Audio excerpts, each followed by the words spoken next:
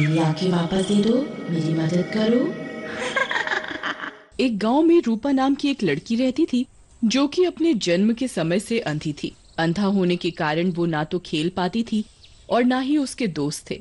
इस कारण वो अक्सर दुखी रहती थी। एक दिन, माँ, मैं क्या जिंदगी भर ऐसे ही अकेली रहूंगी? क्या मैं कभी आप सब लोगों की तरह दुनिया नहीं देख पाऊंगी? नहीं नहीं बेटी, तू चिंता न कर।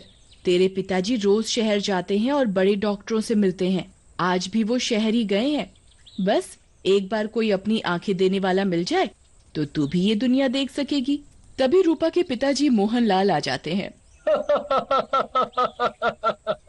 मेरी बेटी, मैं आज बहुत खुश हूँ। मन करता है पूरी दुनिया को सर पर उठा लूं। अजी, ऐसा क्या हुआ जो ऐसे पागल हुए जा रहे हो? क्या हुआ?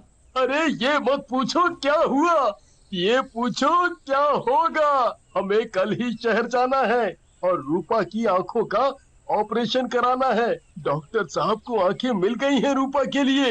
अब अब रूपा भी ये दुनिया देख सकेगी। क्या? सच में पिताजी? वाह, मजा आ जाएगा। मैं भी दुनिया देख सकूंगी। मजा आ जाएगा पिताजी। फिर अगले दिन तीनों शहर चले जाते हैं और रूपा की आंखों का ऑपरेशन हो जाता है। रूपा, तुम्हारी आंखों का ऑपरेशन सफल रहा है और बस अभी थोड़ी ही देर में तुम भी दुनिया देख सकोगी। सबसे पहले तुम किसे देखना चाहोगी? मैं सबसे पहले अपने पिताजी को देखना चाहूंगी डॉक्टर साहब। फिर डॉक्टर मोहनलाल को लेकर रूपा के पास आते हैं। उसकी आंखों पर पट्टी बंधी होती है। डॉक्टर आंखों से पट्टी उतारता है और रूपा को आंखें खोलने के लिए कहता है। रूपा बेटा, अपनी आंखें खोलो और देखो तुम्हारे आगे कौन खड़ा है, उन्हें पहचानो। लेकिन जैसे ही रूपा अपनी आंखें खोलती है उसे एक चुड़ैल खड़ी दिखाई देती है और गायब हो जाती है। उसे देखकर रूपा के मुंह से चीख निकल पड़ती है। ये डरावना चेहरा किसका है? कौन है ये? मैं तेरा बाप हूँ बेटा। क्या हुआ? ऐसा क्या देख लिया तुमने बेटा जी? कुछ नहीं पिताजी, शायद कोई भ्रम हुआ होगा। लेकिन हॉस्पिटल से आने के बाद रूपा को अक्सर उसी चुड़ैल का चेहरा दिखाई देता है और वो डर जाती है, जिसकी वजह से उसकी माँ सीमा परेशान हो जाती है और एक तांत्रिक को घर पर बुलाती है। मेरे होते हुए कोई भूत प्रेत नहीं आ सकता। ये भूत प्रेत तो मुझसे डर के भागते हैं और कई तो मेरे आगे रहम की भीख भी मांगने लग जाते हैं। बाबा, अब इतनी बड़ाई मत करिए अपनी और जल्दी से ध्यान लगाकर बताइए बात क्या है। अभी लो पुत्री। उसके बाद तांत्रिक ध्यान लगाकर बैठ जाता है, लेकिन थोड़ी देर बाद तांत्रिक भी डर जाता है। बेटा बेटा, ये तो किसी चुड़ैल का साया लगता है और ये चुड़ैल तो मुझसे भी ज्यादा ताकतवर है। मैं कुछ नहीं कर पाऊंगा और अगर मैं यहाँ ज्यादा देर रहा तो ये चुड़ैल मुझे भी मार डालेगी। ऐसा कहकर तांत्रिक वहाँ से भाग जाता है। उसी रात जब रूपा अपने कमरे में सो रही होती है, तभी चुड़ैल उसके कमरे में आ जाती है और उसे आवाज लगाती है, जिसे सुनकर रूपा उठ जाती है। कौन कौन है? कौन है? तुम हॉस्पिटल में थी। तुम मेरा ऐसे पीछा क्यों कर रही हो और मैं जहाँ भी जाती हूँ वहाँ दिखती क्यों हो? क्या चाहती हो मुझसे? मैं हर जगह आ जाऊंगी। मेरी आंखें वापस दे दो, मेरी मदद करो। तुम्हारी आंखें? ये कैसे हो सकता है? ये तो डॉक्टर ने लगाई है मुझे, और भला मैं तुम्हारे क्या काम आ सकती हूँ? ये आंखें मेरी हैं। कुछ गुंडों ने मुझे मार डाला था और हॉस्पिटल में इलाज के दौरान मेरी मौत हो गई थी। तुम्हें ये आंखें उसी हॉस्पिटल से मिली है। अब मुझे उन गुंडों से बदला लेने और सच का पता लगाने में तुम्हारी मदद की जरूरत है। आपके साथ तो बहुत बुरा हुआ है। मैं आपकी मदद करूंगी। आपको जैसी भी मदद चाहिए। मुझे तुम्हारा शरीर चाहिए। उसके बाद चुड़ैल हंसते हुए रूपा के शरीर में समा जाती है और वहां से उड़ जाती है और एक घर के दरवाजे पर उतरती है और दरवाजे से आवाज लगाती है। भीमा, ओ भीमा, दरवाजा खोलो, जल्दी से दरवाजा खोलो। लड़की की आवाज सुनकर भीमा बाहर आता है और रूपा को सामने देखकर खुश हो जाता है। क्या लड़की है भीमा, वो भी अकेले। वो भी तेरे घर पर, आज तो मजा आ जाएगा। अब ऐसे घूरते ही रहोगे या अंदर भी ले चलोगे? वो मैं आप अंदर चलिए।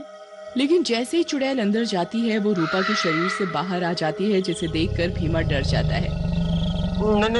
नंदिनी, तुम कैसे, तुम जिंदा कैसे हो गई? पहचान लिया तुमने? सही बोला तुमने, मैं नंदिनी ही हूँ। चल अब जल्दी से बता, तूने और तेरे उस हकले दोस्त रंगा ने मुझे क्यों मारा? मैं तो तुझे जानती भी नहीं थी। ये तो तुम्हें वो रंगा ही बता सकता है। मैं तो सिर्फ वो ही करता हूँ जो रंगा मुझे करने को कहता है। ये सुनते ही चुड़ैल को गुस्सा आ जाता है और वो वापस रूपा के शरीर में चली जाती है और भीमा को गला दबाकर मार डालती है। एक तो गया, अब दूसरे की बारी। उसके बाद चुड़ैल रंगा के घर जाती है। उस दिन रंगा घर के बाहर ही सो रहा होता है। चुड़ैल उसको पैर से उठाकर पटक देती है। रंगा उठ जाता है। कौन है? मेरे तो त्यों पटका? तभी चुड़ैल रूपा के शरीर से निकल के बाहर आ जाती है, जिसे देखकर रंगा डर जाता है। तुम नंदिनी, तुम तो मैंने मार डाला था। मुझे माफ कर दो। अरे तोतले, बोलना बंद कर और बता किसके कहने पर तूने मुझे मारा था। शायद मैं तुझे माफ कर दूं। क्या सच में तुम मुझे माफ कर दोगी? अगर मैं तुम्हें सब सच बता दूं, तुम तो मारने के लिए हमें तुम्हारे पति रवि ने पैसे दिए थे, तो तुम्हें मारना चाहता है।